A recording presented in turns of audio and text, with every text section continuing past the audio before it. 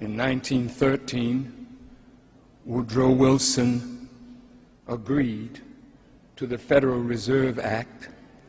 Nelson Aldrich, a senator, and Paul Warburg and a few of the Jewish families of Europe with Gentiles took over the monetary policies of the United States.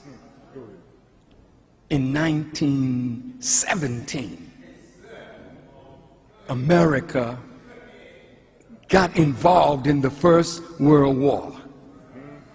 In order to fight that war, America had to borrow money, and that's when the debt started. Because when she borrowed money, she had to borrow it from somewhere. Federal Reserve had money printed, you borrow it, you pay the expenditures of war, and all you bought was paper, but this paper has interest attached to it, even though it's based on nothing. Just try to follow me. Don't go to sleep. You've been asleep for 400 years. It's time to wake up today. Now look.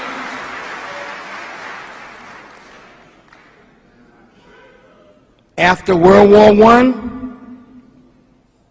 the debt started climbing. They wanted to draw America into World War II. That was a European thing. Hitler and the boys. But in order for America to get involved in World War II in Europe, she had to borrow more money. The debt started escalating. Then Japan attacked. America borrowed more money. And the more money she borrowed, in 1933, America went off the gold standard. So there was nothing after 1933 to back this. So after that was nothing. And in 1971, it was completed. No more gold. And in the 70s, you could buy an ounce of gold for $35 an ounce. And I was with the Honorable Elijah Muhammad one day, and he pulled out a gold coin and put it on the table. And he said, in the future, this would be the medium of exchange. Because the paper will lose its value. Now I want to quickly show how the debt has climbed. After World War II, the Korean War. Every time America went to war, she had to borrow money. There was a time when America would borrow money from her own citizens. We used to buy war bonds. We used to buy treasury bonds and securities that we would keep in a safe for our children. And they would say in 5 years or in 10 years, you can cash this bond in and you will get this plus interest. You remember that? But today, 52% of America's burgeoning debt is owned by foreign governments. So it ain't no more that we could sell bonds to our citizens.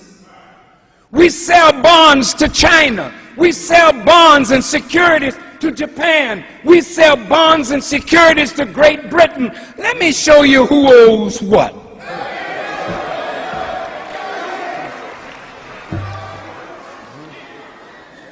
This kind of stuff is classroom stuff.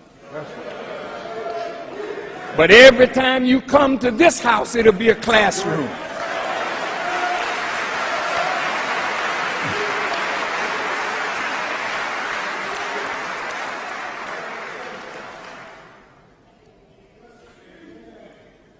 Look, according to this pie graph, intragovernmental debt, $3,794,000,000,000. The publicly held debt, which is still government responsibility, $2,674,000,000,000. But the publicly held foreigners' debt, rather that America owes, is $2,240,000,000,000. The Japanese have bought up $649 billion of American bonds and securities, plus they have $1.2 trillion in foreign currency reserves. The largest currency reserves in the world is in China. You see why America would jump on Cuba, a communist country 90 miles away, and talk sweet to China, a communist country? Because China got America by the testicles.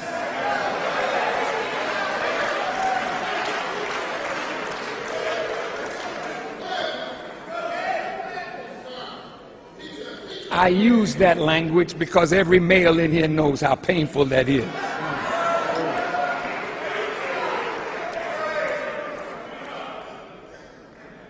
The Chinese, in bonds and securities, $354 billion. The British, $249 billion. OPEC, that's the oil-producing countries, $102 billion. Korea, $66 billion. Taiwan, $63 billion. The Caribbean banks, $63 billion. Germany, $56 billion. Hong Kong, $55 billion. Brazilians, $54 billion. Canadians, $49 billion. Luxembourg, $38 billion. Mexico, $36 billion. The French, $31 billion. Singapore, $29 billion. Swiss, $27 billion. The Turks, $24 billion. The Swedes, $19 billion. The Irish, $19 billion. The Dutch, $18 billion. The Thais, $17 billion. The Israelis, $17 billion. The Belgians, $15 billion. The Indians, $15 billion. The Italians, $14 billion. The Poles, $13 billion. And all others, $148 billion. Now, when you go and turn on the news and you find out that China has some American ports, you say, well, how did that happen? The Arabs got so much and so much. The Chinese got. Well, I read that even on I-90, that's right, on the toll booth area, that has been sold to Spain.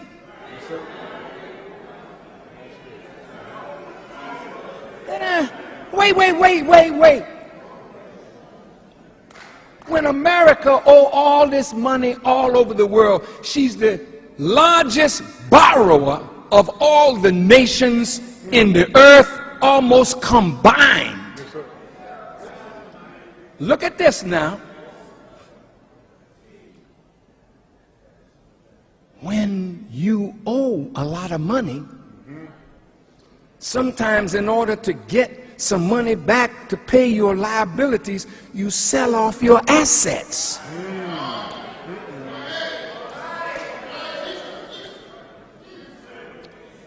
Look, family, I just want to come straight to you.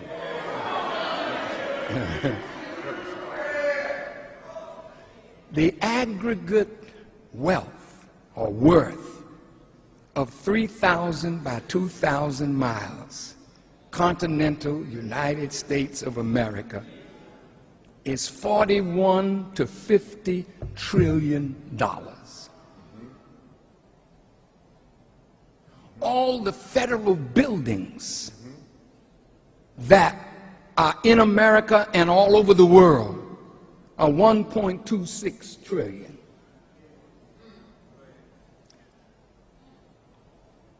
Now, all these people that America owes, suppose they say, well, wait a minute, America not doing too good. We want to call the debt.